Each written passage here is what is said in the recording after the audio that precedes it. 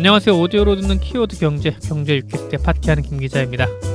네, 안녕하세요. 윤리드입니다. 예, 저 좀 감기가 약간 좀 걸려있긴 하는데 11월 이제 첫눈 오는 걸 앞두고 저의 그 코나 귀후강이 설레어 있다라고 좀 해석을 해주시면은 예, 감사할 것 같습니다. 첫눈을 기다리나요? 뭐 기다리게 네. 되더라고요. 예. 네. 아직 그 임리드님은 봉숭아 그 물들인 거는 다 저 근데 태어나서 한 번도 해본 적이 없어요. 아, 그래요? 봉숭아물을. 그런 말 있죠. 그 첫눈 오기 전에 예, 첫눈 오기 전까지 봉숭아물이 남아 유지가 있어요. 되면 남아있으면 첫사랑이 이루어진다라는 예, 게 맞아요. 있었는데 예, 저희는 첫사랑을 벌써 한 10몇 년 전에 잊었죠? 잊었을 네. 나이죠. 넘어가겠습니다. 예, 시작을 하겠습니다. 오늘은 그 외 유로존 주변 국가들 그리스, 이탈리아, 스페인, 키프로스 등이 여전히 문제로 남아있는지 제가 그 국제부에 있을 때가 5년 전, 6년 전인데 그때도 문제였는데 지금도 문제예요. 나아지지가 않아요. 죄송해요. 예. 이쪽 나라 분들한테는. 그리고 이들이 극복할 수 없는 위기가 우리나라에 어떤 시사점을 주는지 알아보도록 해볼게요. 물론 그 유로존 국가들과 우리나라 상황을 직접 비교하기 어렵습니다. 유로존 국가들은 대부분 선진국이죠. 물론 뭐 만만한 뭐 우리나라 입장에서는 뭐 몇몇 나라 만만하긴 합니다만은 그래도 인구가 5억면 경제 영토가 우리의 10배가 되는 유럽 연합을 끼고 있어요. 이들 나라는 우리나라보다 싼 저리로 채권을 발행할 수 있고요. 달러화에 이어 세계 2위권의 기축통화 유로를 쓰고 있습니다. 서럽잖아요. 저도 원화를 사용하니까. 그쵸. 예. 어쩌면 우리가 부러워야 할 모습이긴 한데요.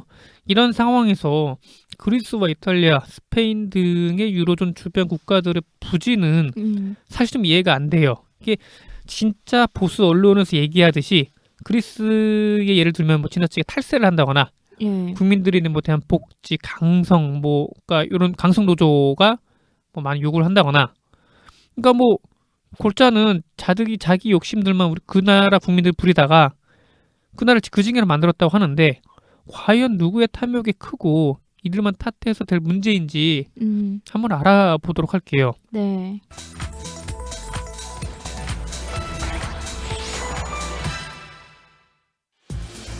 복지 과잉으로 가게 되면 국민들은 나태해집니다. 나태해지면 필연적으로 따라오는 것이 부정부패 만연입니다. 이것이 그리스 예를 가지고 우리가 보고 있는 겁니다. 지난 2015년 2월 김무성 당시 새누리당 대표의 발언을 JTBC의 팩트체크가 방송으로 만든 부분입니다. 유로존, 즉 유로화를 사용하는 19개 나라 재무장관 협의체인 유로그룹이 룩셈부르크에서 회의를 열어 그리스의 구제금융 종료 방안에 최종 합의해 국가 부도 위기에 직면했던 그리스가 오는 8월 8년 만에 구제금융에서 졸업합니다. 합의한 내용은 수십억 달러 채무 만기 10년 연장과 150억 유로 추가 지원으로 이번 최종 합의에 따라 그리스는 오는 8월 20일 3차 구제금융을 끝내고 국제금융시장에 복귀할 수 있게 됩니다. 2018년 6월 22일 YTN 뉴스입니다. 예, 진짜 보수 언론에서 얘기하듯 그리스의 예를 들면서 지나치게 국민들에 대한 그 복지, 뭐 강성 노조를 비난하는데요. 이들이 진짜 자기 욕심만 부리다가 나라를 그 징계로 만들었는지, 과연 또 누구의 탐욕이 큰지 이들만 탓해서는 될 문제인지 알아보도록 하겠습니다. 네. 더불어 그 왜 유수의 경제지들 있잖아요. 예. 저도 뭐 경제지에 있긴 합니다만은 예. 저도 경제지에 있었지만 항상 탓하는 곳이 있죠. 예. 화살이 있죠. 그렇죠. 뭐 대표적인 현대자동차 노조 같은 예. 예, 뭐 보수 언론은 노조 등을 탓하고 구조조정을 뭐 왜 이들이 막는지에 대해서 뭐 중요 시사점이 될 수 있을 것 같아요. 그러니까 막 예. 막대 먹은 구조조정이 어떻게 나라를 말아먹는지도 좀 얘기할 수 있을 것 같습니다. 오늘 굉장히 다양한 얘기를 풀어나가실 것 같아요. 이거는 좀 책 한 권으로 좀 쓸만한 얘기인데 예. 도저히 저희 시간에 네. 다 전달할 수 있을런지도 참 고민이 되는 주제이긴 한데 네. 우선 첫 번째 유로존 유럽연합에 대해서 얘기를 좀 나눠보겠습니다. 유로존과 유럽연합을 가끔 혼동하시는 분도 계세요. 이건 동의어가 아니고요. 그 유럽연합이니까 뭐 유럽연합 영어로 하면 유로존 아니에요? 할 수도 있겠지만은 예, 유럽연합은 20세기 이에 두 번에 걸쳐 세계 대전을 일으키고 피 터지게 싸웠던 과거 자기네 조상들의 과오를 반복하지 말자는 취지에서 시작된 정치 공동체라고 보시면 됩니다. 미국과 같은 연방 국가와는 달리 여러 나라가 모인 연합의 형태를 띠고 있고요. 유럽연합은 1993년 정식 출범을 했습니다. 12개 국가에서 시작을 해 지금은 28개 국가로 늘었고요. 유럽연합의 모체가 된 단체나 결성체는 이미 1950년대부터 시작을 했습니다. 유럽연합 회원국들 총 면적은 432만 제곱킬로미터로 아까 말씀드렸죠. 우리나라의 40배 정도 됩니다.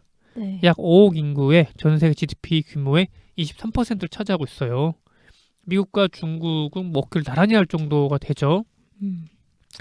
유로존은 이들 연합 내에 경제까지 합친 나라를 뜻하고요.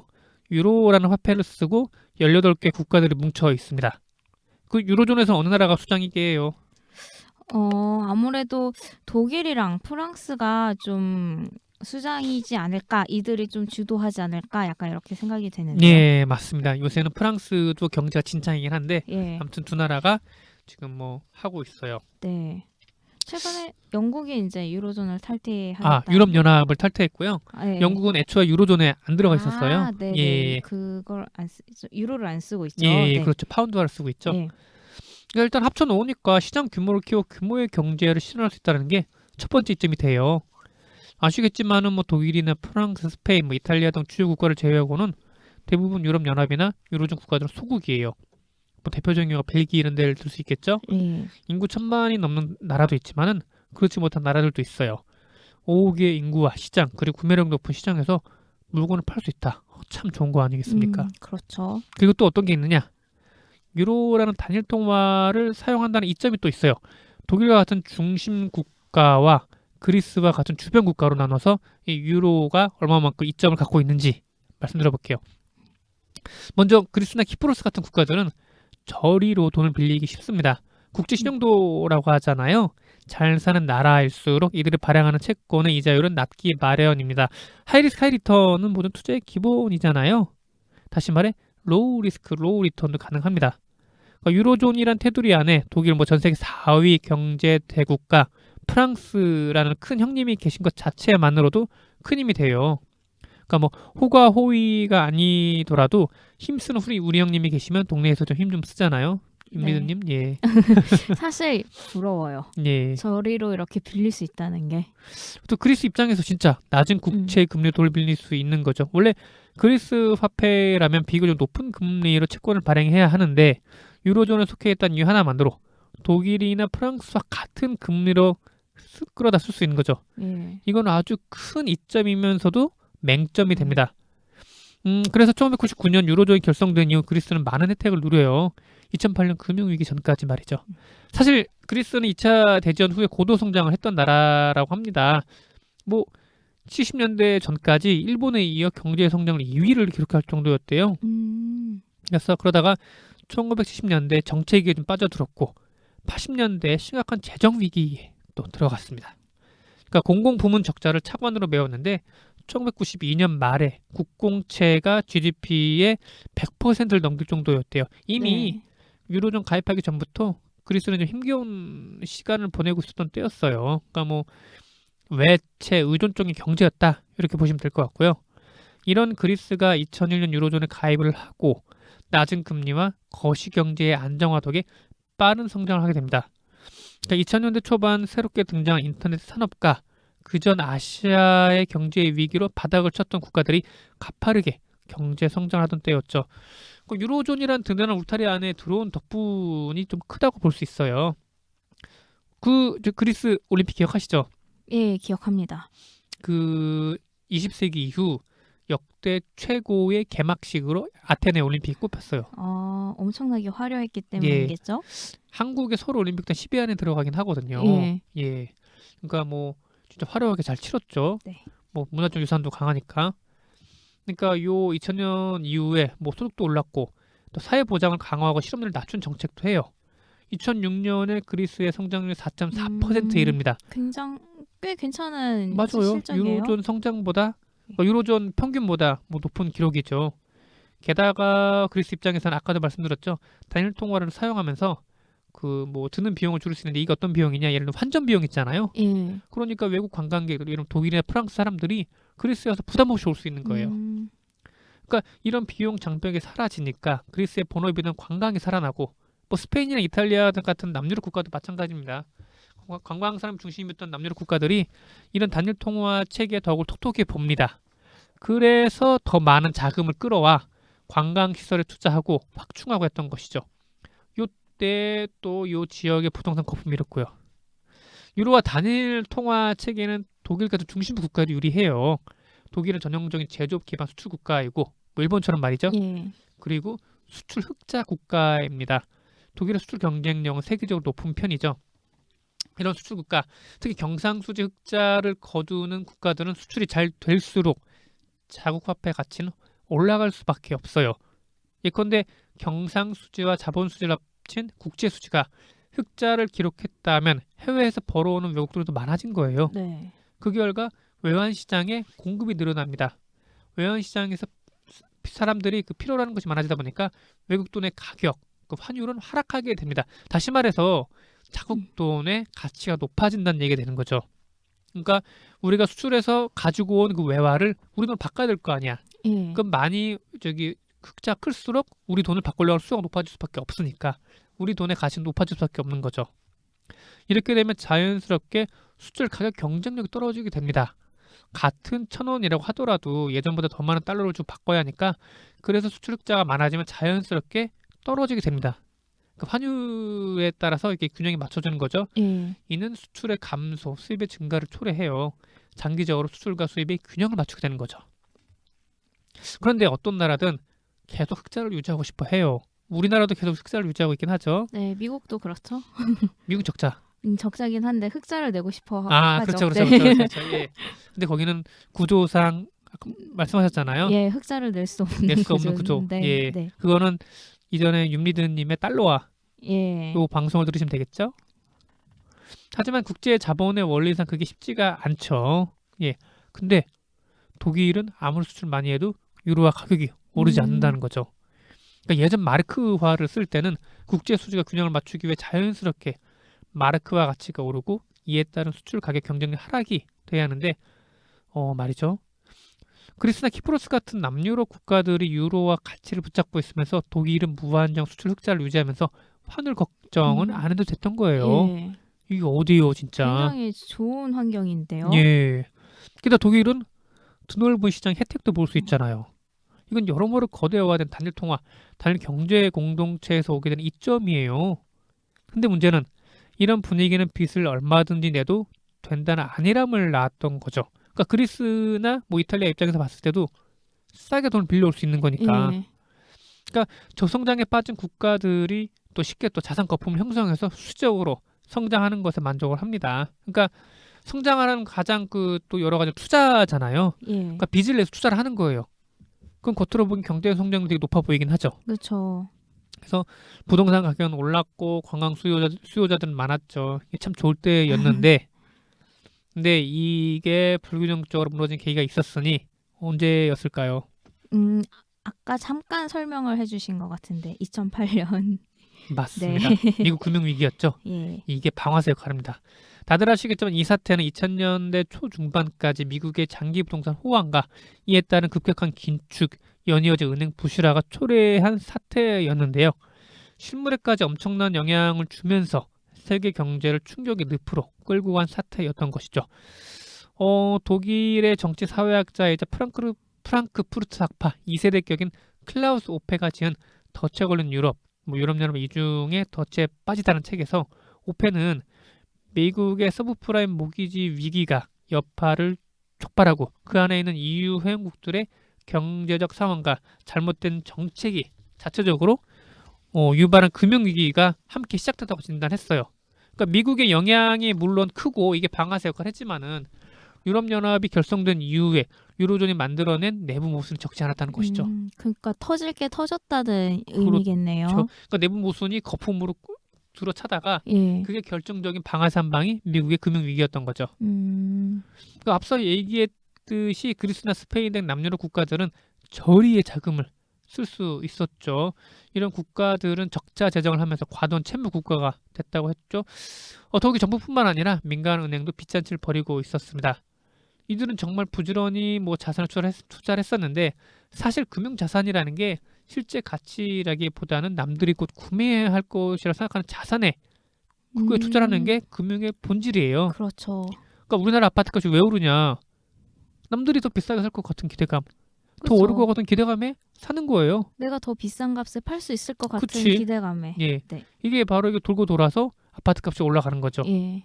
그래서 아직까지 우리 아파트는 실물 자산이면서도 금융 자산의 성격을 띠고 있는 거예요. 그런데 이런 금융 자산은 수요와 공급에 따라 움직이는 게 아니라 어느 정도 수요가 사라진 뒤에도 계속 오른다는 거죠. 이른바 상투를 잡는 수요인 거죠. 그러다 실제 수요가 없다는 것을 알게 되면 확 떨어지게 됩니다. 예. 제가 듣기로는 윤미드님도 상투 잡는데 빵 예, 터졌네요. 예, 상투를 여러 번 잡으셨다고. 상투를 한두 번 잡은 게 아니죠. 아, 그렇죠. 예. 이런 상황에서 세계 최대 경제대국 미국의 금융위기는 유로존 내 은행들의 혼란을 더 빠뜨리게 됩니다. 이는 유럽연합 내 실물 경제 위기로까지 이어지고요. 급격히 경기가 위축되면서 수요가 줄고 이로 인해 대출은 부실화가 되는 거죠. 그리스와 스페인 등 특히 관광이 위주였던 곳은 이런 경기에 민감할 수밖에 없잖아요. 네. 손님이 줄고 자산 가치 하락한다. 다시 말하면 부동산 가격이 떨어지면은 거기에 대출을 내준 은행은 부실화 될 수밖에 없게 되는 거죠. 예. 은행들은 이런 상황을 과연 몰랐을까요? 몰랐으니까 빌려준 게 아닐까요? 뭐 미필적 고의라고 하죠. 예. 예. 알면서도 그냥 뭐 방조하는 거 알았다고 보면 돼요. 근데 결국에는 못 갚을 거를 알면서 이렇게 빌려주면 자기네들도 무너지게 된다는 거를 거기까지는 인지를 못했을까요? 대마불사라고 아, 설마 우리까지 무너뜨리겠느냐. 근데 예컨대 리만 브라더스는 무너졌지만 그의 AIG나 네. 모건 스탠이나 이런 데는 또 살아남았잖아요. 저 대마불사가 맞긴 맞는 것 네. 같습니다. 계속 탐욕을 갖고 파생상을 만들어요. 음, 어차피 있자야 본전이고 나이스도 돈 확 벌자. 예. 그러니까 자신들이 부실에 빠지고 망하는 것을 정부가 결코 용인하지 않을 것이라는 계산수가 있었던 거죠. 이른바 공적 자금의 투입입니다.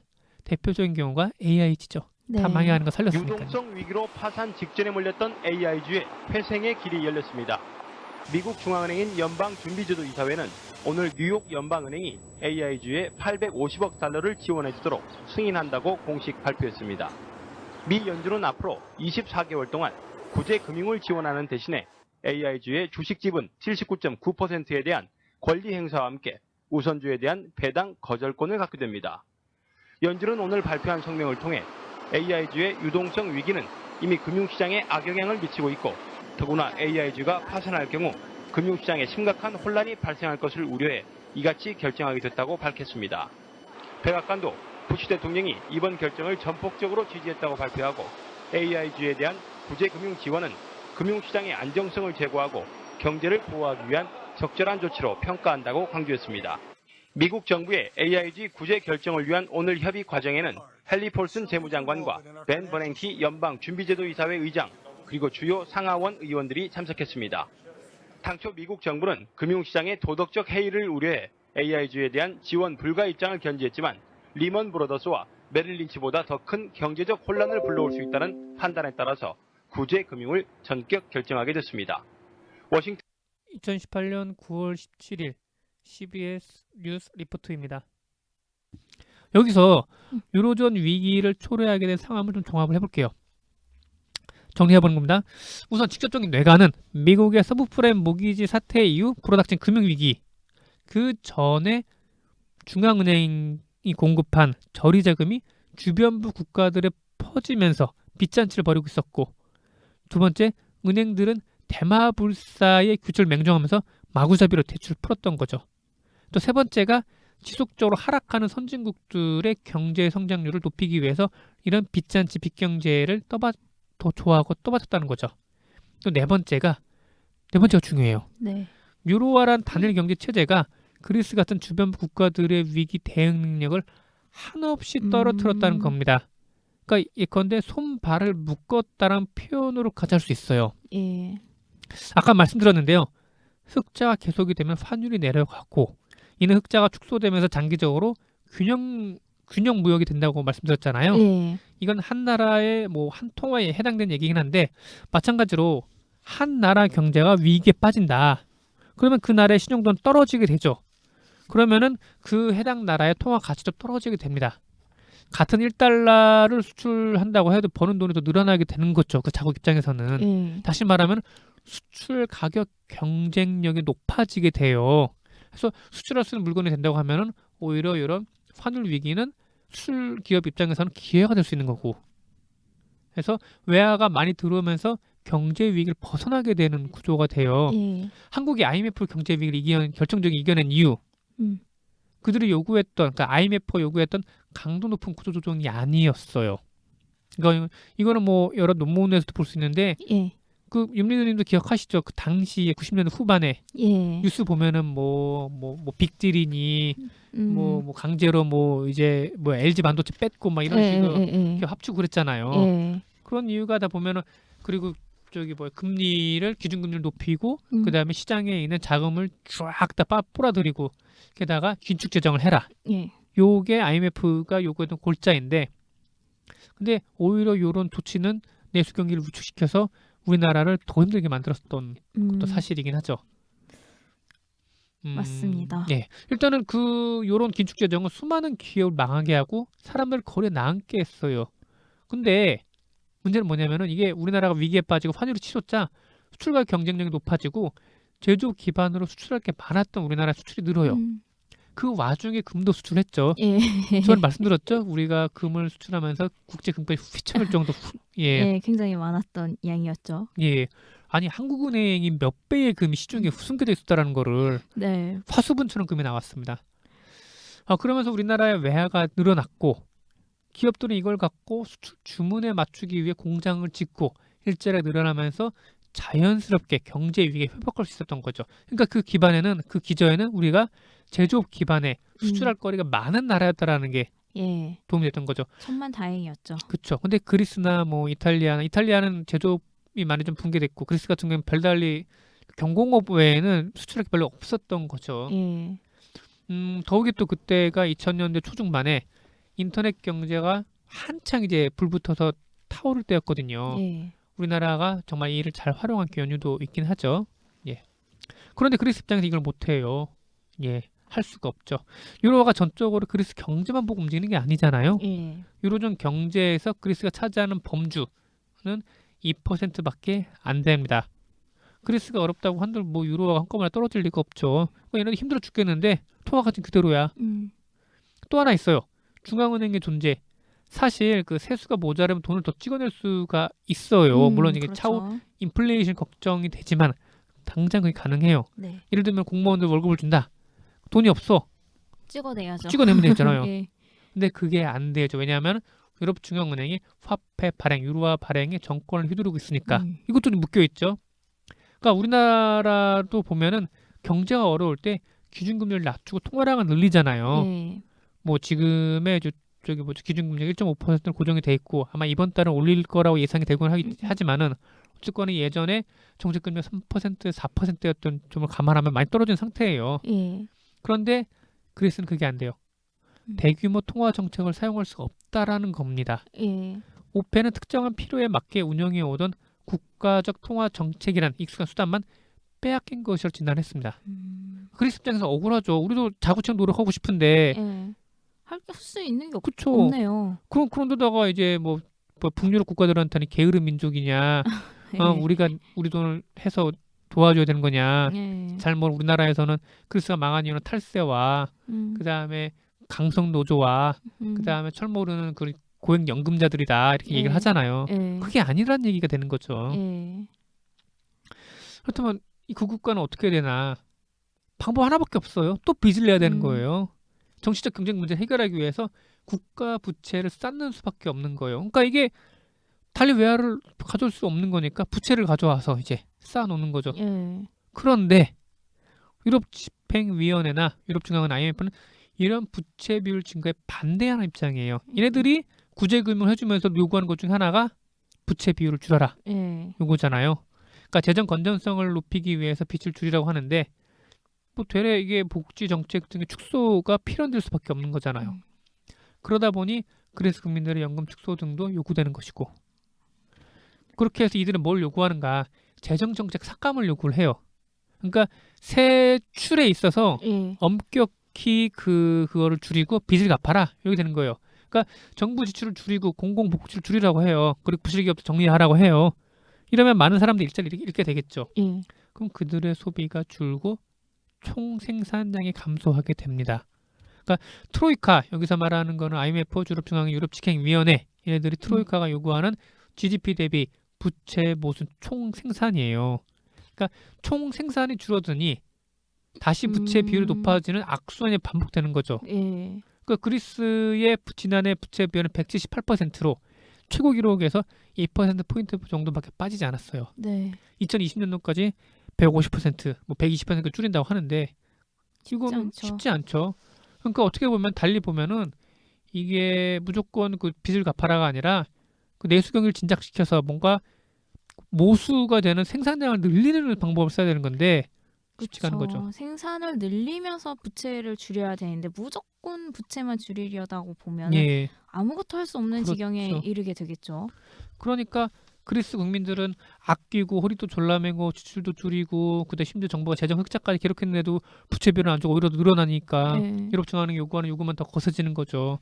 게다가 우리나라 사람들은 그것도 모르고 거 봐라 우리나라는 금모기 해가지고 이렇게 빠져나오지 않았냐 니들 금모기 해야 돼 막 이런 얘기를 하잖아요. 예. 쉬운 게 아니에요. 남 얘기하는 게 그렇게 그렇죠. 그럼요. 그러니까 막상 어려워지니 그 예전에 이점이 거대한 리스크가 됐던 거죠. 그러니까 유로화를 쓰는 단일 공동체라는 그런 이점이 위기가 닥쳐오니까 네. 이거는 진짜 손 쓸 수도 없는 커다란 그게 되는 거야. 그리고 또 하나 정부가 낸 빚에 대한 이자 있잖아요. 예. 한때 그리스 국민들은 1유로를 벌면 10센트를 빚을 갚는다고 쓰인다고 했어요. 그러니까 우리 국민 복지와 내수 진작을 위해 돈은 못 쓰고 오히려 네. 빚을 갚는데 예. 돈을 써야 되는 거죠. 그러니까 내 복지나 우리 국민들한테 쓸 돈은 못 하는 거야. 근데 예. 채권자들 있잖아요. 네. 그 열심히 돈을 빌려줬던 그 황금기에 그들한테 이자 비용을 내야 되는 거니까 힘들 수밖에 없는 거죠. 그렇죠. 그러니까 재정 지출은 줄이고 이자에 대한 비용은 늘어난 상황에서 국민들 어떻게 하겠습니까, 진짜. 정말 살 수가 없죠. 띠뚜르고 나올 수밖에 없어요, 음. 거리에. 게다가 은행들 대마불사라고 하잖아요. 오바마 전 대통령도 살찐 고양이라면서 예. 그들 탐욕을 많이 비난했었는데 이들을 살리기 위해서 공적 자금 투자될 수밖에 없어요. 그러니까 은행까지 무너져 버리면은 더 큰 혼란이 야기 되니까. 우리도 IMF 이후로 은행을 살리기 위해 수조 원의 공적 자금을 투자했지 않습니까? 예. 요거를 회수하는데 거의 20년 걸렸어요. 다. 그나마도 없는 살림에 빚을 갚는 데 쓰다 보니까 정작 경제 살리기는 못 쓰는 거죠. 그러니까 이 책에서 보면은 이 공적 자금 투입하느라 정작 국민들한테 내수를 높일 수 있으면 그걸 못 쓰는 거죠. 예. 그래서 그러면 그리스나 이탈리아 유로존을 나와야 한다는 얘기가 또 가능하잖아요. 예. 야 그리스야 뭐 너도 유로존 나가 뭐 영국은 유럽연합에 아예 빠지지 않았니? 할 수 있어요. 예. 실제로 그렉시트라고 해가지고 얘기가 예, 많이 나왔었죠. 얘기 많이 나왔었죠. 근데 이것도 쉽지가 않아요.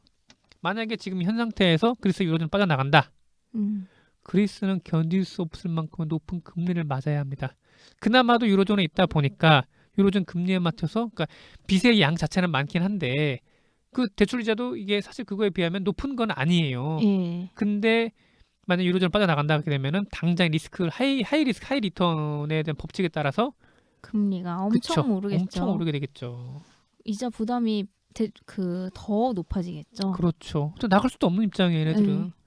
그러니까 만약 나간다 그러면은 뭘 해야 되냐? 모라토리움을 선언해야 되는 거야. 지급 불능. 그럼 그 나라 자체 망하는 거예요, 그거는요. 예. 부도라는 거잖아요. 또 누가 그리스 드라크마와에 또 투자를 하겠습니까? 예. 그렇죠. 그렇죠. 수출할 것도 없고. 음. 예. 독일도 마찬가지이긴 한데 그리스 탈퇴는 이후 다른 국가들의 줄지은 탈퇴 사태를 초래할 수 있어요. 반대로 독일 마르크화는 같이 취소했겠죠. 유로존 해체된다고 하면은 그럼 당장 독일의 수출은 줄고 독일 돈 예전보다 높은 금리의 부채를 감당할지도 모르죠. 왜냐면은 유로존 혜택을 가장 많이 받던 독일인데 해체는 독일 경제 위기로까지 연결될 수 있으니까요. 이쯤에서 다시 한번 좀 정리를 좀 해볼게요. 네. 그 유로존의 위기 원인은 다음과 같이 종합해 볼 수 있습니다. 첫 번째, 중앙은행들이 공급한 저리자금, 주변부 국가들도 저리로 채권을 발행할 수 있게 됐고, 요거는 후에 저주가 되죠. 두 번째, 은행들의 대출 관행, 대마불사 규칙을 맹정하고 있고 남들이 하는 일은 다 따라하면서 논리를 갖고 무모하게 투자하는 거. 세 번째, 지속적으로 하락했던 선진국들의 경제 성장은 그나마 우리가 경제 규모 커지고 급속한 경제 성장한다고 그러면은 그 요인이 경제 위기 이겨낼 수 있겠지만 못 이겨내죠. 예. 네 번째, 민간 가계와 국가 소비도 갈수록 근로소득과 세수 대신 부채 의존케 하는 거. 예. 세금을 더 많이 걷는다거나 예. 수출을 많이 한 기업에 법인세를 많이 내가 걷어들어서 뭐 하는 게 아니라 부채로. 부채로 하는 거고. 네. 우리 경제에 대해서 얘기를 좀 해볼게요. 우리 한국은 그래도 제조업 중심의 수출 국가이기 때문에 보수 언론에서 우려하듯 그리스와 같은 위기를 치닫지는 않을 것 같아요.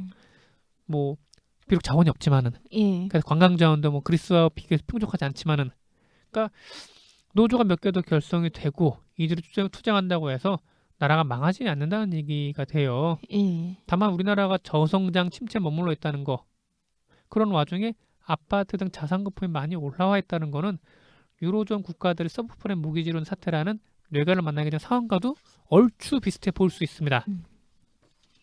그리고 우리 가계 부채와 정부 부채도 우려할 만한 수준으로 올라가고 있다는 점이에요. 한국 정부의 GDP 대비 정부 부채 비율은 38%로 국제적으로 보면 높은 수준은 아니에요. 예. 조금 더 여유가 있긴 합니다. 하지만 공공기관 가계부채는 경제 어려움을 주고 이것까지 합하게 되면은 100%를 넘는다는 얘기도 있어요. 이런 상황에서 부동산 경기 하강한다거나 갑작스런 외부 위기를 만나게 돼서 부동산 거품이 꺼진다면 이는 곧 대출의 부실로 이어지고 다시금 은행의 부실로 이어지는 얘기가 되는 거죠. 한 가지 유념할 것은 그렇다고 해도 은행은 망하지 않아요. 망하는 건 우리예요. 예.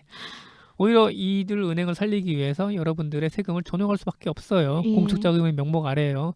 물론 그 은행의 안에 있는 상당수 많은 직원분들은 또 일자리를 잃고 나오시긴 하시겠죠. 네. 예전 IMF 때처럼요. 정부는 그래요. 그리고 아마 이런 경제 위기가 또 나오게 되면은 또 보수 매체나 또 여러 경제지는 이렇게 얘기할 거예요. 현저히 낮은 노동 생산성, 그다음에 강성 노조 때문에 한국 경제는 위기를 맞았다. 이 나라가 위기에 빠진 건 진짜 누구 때문일까요? 그쵸. 탐욕은 누가 부렸는데 그렇죠. 왜 항상 매는 우리가 맞아야 하는 건가요? 그러니까요. 일반 국민들이. 예. 그러니까 헬조선 얘기를 하고 있긴 하는데 저는 그 단어를 쓰고 싶진 않습니다만은 아무튼 상황적으로 봤을 때 일이 터지게 되면 수습하는 건 국민들이 나서야 될 수밖에 없는 상황이 오니까 네. 안타까운 거죠. 예, 그 좀 참고 문헌을 좀 말씀을 좀 드려볼게요. 예. 참고 논문은 김인준님의 아마 교수님이시겠죠. 유로존 경제 위기 비교 분석 서울대 금융경제연구원에서 나온 거고요. 참고 서적은 클라우스 오페 덫에 걸린 유럽연합 이중에 덫에 빠지다 이고요. 아마존의 나비라는 출판사에서 만들었습니다. 예, 참고 링크는 뭐 한국은행 경제칼럼 국제숫자 환율 그 외에 뭐 수치적인 면은 나무위키나 위키피디아 이거를 좀 많이 활용했다는 예. 거를 알려드립니다. 오늘 한 편의 강의를 들은 것 같아요. 아 그래요? 예. 코가 막혀가지고 정말 죄송합니다. 예. 네. 저도 이게 보면서 진짜 우리나라가 걱정이 되기도 하면서 예. 이 나라도 그렇고 우리나라도 그렇고 탐욕을 부리는 건 정말 그 위에 가진 자들인데 그쵸. 항상 그 피해를 입고 힘들어하고 그걸 극복하게 되는 그런 정말 힘을 내는 사람들은 국민들이구나. 네. 근데 그리스 국민들은 그런 그 힘을 내서 뭔가 고치고 뭔가 해 나갈 수 있는 장치마저 예. 잃어버린 상태니까 쉽지 않을 거라 생각합니다.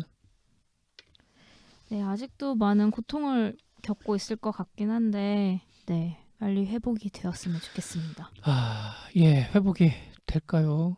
돼야죠. 한번 바닥을 치고 올라가는 거 분명히 필요하긴 해요. 예. 그렇죠? 예, 잘 되는 우리긴 한데, 음, 예, 아무튼 여기서 마치도록 하겠습니다. 네, 감사합니다. 감사합니다.